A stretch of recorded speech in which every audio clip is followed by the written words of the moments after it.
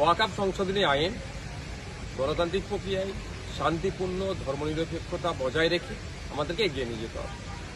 কিন্তু দুর্ভাগ্যের বিষয় আমরা দেখছি এই ওয়াকফ সংশোধনী আইনটা যেন ধর্মীয় অ্যাঙ্গেল থেকে গড়ে তোলার চেষ্টা হচ্ছে। যদি এটা ধর্মীয় যদি তাকে লাগিয়ে দেওয়া যায়, এক্ষেত্রে বিজেপির সুবিধা হবে এবং যারা ধর্ম নিয়ে রাজনীতি করে, মেরুকরণের রাজনীতি করে ক্ষমতায় টিকে থাকতে চায়, তৃণমূল কংগ্রেসেরও সুবিধা হবে। আমরা চাই সর্বধর্মের মানুষ এই আন্দোলনে যুক্ত।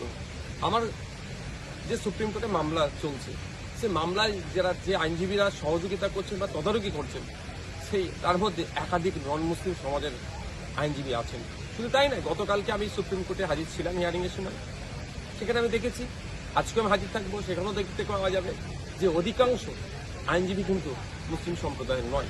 সুতরাং যারা এটাকে শুধু ধর্মীয় সমস্যা বলে ধর্মীয় প্ল্যাটফর্ম থেকে এর প্রতিবাদ করতে চাইছে, সেটাকেও আমাদের সুবুদ্ধি সম্পূর্ণ মানুষের সহযোগিতায় তাদের বুঝিয়ে এটা গণতান্ত্রিক প্রক্রিয়াতে সর্বসাধারণের আন্দোলন, যেটা সংবিধান বহির্ভূত, সংবিধানকে আক্রমণ করেছে এই সংশোধনীর মাধ্যমে, এটা শুধুমাত্র মুসলিম সম্প্রদায়ের সম্পত্তি বাঁচানো নয়, সংবিধানকে বাঁচানোর এই আন্দোলন ঐক্যবদ্ধ হতে হবে। আমি একটা অনুরোধ করব, আমি দেখছি এই ওয়াকফ সংশোধনীর আইনের বিরোধিতা করতে গিয়ে যেন আমরা একে অপরের বিরোধিতায় আবার লিপ্ত হয়ে পড়ছি, এটা মোটেও কাঙ্ক্ষিত নয়।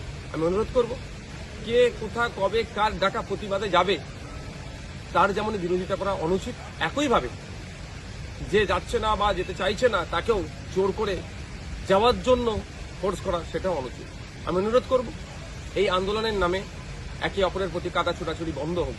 আপনার ভালো থাকলে আপনি অমুক জায়গায় আন্দোলনে যাবেন, আপনার না ভালো থাকলে আপনি যাবেন না, কিন্তু বিতর্কে জড়াবেন না। সাথে সাথে অনুরোধ, আপনি আন্দোলন অমুক জায়গায় ডেকেছেন, কেউ যদি না যেতে চায় তাকে হাত ধরে জোর করে বিতর্কিত কথা বলে তাকে সেখানে নিয়ে যাওয়ার চেষ্টা করবেন না। যেমন সাথে সাথে আমি এটাও অনুরোধ করব, আপনার ভালো লাগছে না অমুকের ডাকা আন্দোলন, ওখানে যেতে আপনি মনে করছেন না, স্বাচ্ছন্দ্য বোধ করছেন না, আপনি যাবেন না। কিন্তু কেউ যদি যেতে চায় তাকেও আপনি আটকানোর চেষ্টা করবেন না আপনার কথা দিয়ে, মানে এমন কথা বলছেন যাতে ওনা যায়। এগুলো আমাদেরকে মনে রাখতে হবে। এই সময় আমাদের এই ধরনের অন্তকলহ করা একবারই অনুচিত বলে মনে করছি। তবে আমার অনুরোধ দুটো বিষয়, যারা যেখানে বিভিন্ন মিটিং মিছিল করছেন বা আন্দোলন করছেন, মাথায় রাখবেন, একটা হচ্ছে আন্দোলনটা যেন সম্পূর্ণ শান্তিপূর্ণ গণতান্ত্রিক প্রক্রিয়ায় ধর্মনিরপেক্ষতা বজায় রেখে হয়। আর দ্বিতীয় যেটা হচ্ছে যে পুলিশ প্রশাসন, অনেক ক্ষেত্রে আমরা দেখেছি সে ভাঙড় থেকে আপনার জঙ্গিপুর পর্যন্ত পুলিশের অতি সক্রিয়তা, পুলিশ লোকাল যারা শাসকে আছে তাদের সহযোগিতা নিয়ে হিংসা সংগঠিত করার চেষ্টা করছে, এই ফাঁদে পা দেবেন না।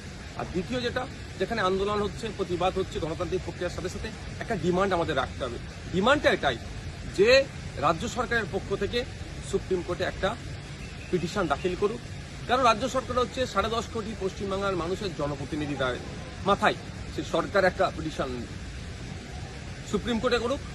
আর এই ওয়াকফ বিরোধী আন্দোলন করতে গিয়ে অনেকে অন্যায়ভাবে মিথ্যাভাবে হ্যারাসমেন্ট করছে, অ্যারেস্ট করছে, অনেকের নামে ফেক এফআইআর হচ্ছে, সেইগুলো না করে সেই আওয়াজটা কিন্তু ওয়াকফ সংশোধনী আইন 2025-এর বিরোধিতা যেখানে হচ্ছে, অর্থাৎ কেন্দ্র সরকারের যেখানে আমরা বিরোধিতা করছি, এই কালাক আইন আনুন প্রত্যাহারের জন্য যেমন কেন্দ্রেরকে আমরা দোষী করছি, 100বার আমরা বলবো কেন্দ্রে যতক্ষণ না এটা প্রত্যাহার করে আন্দোলন সংগঠিত হবে, আন্দোলন চলবে, মাঠে ময়দান আন্দোলন, এবং আইনি লড়াই দেশের সর্বোচ্চ আদালতে চলবে। কিন্তু সাথে সাথে এটা আমাদের বলতে হবে, আমাদের রাজ্যে যেভাবে মিথ্যা মামলা দিয়ে মানুষকে আন্দোলনমুখী যারা হচ্ছে তাদেরকে বিপথে নিয়ে যাওয়ার, আন্দোলন স্টপ করে দেওয়ার চেষ্টা হচ্ছে, এরও বিরুদ্ধে আমাদেরকে কথা বলতে হবে।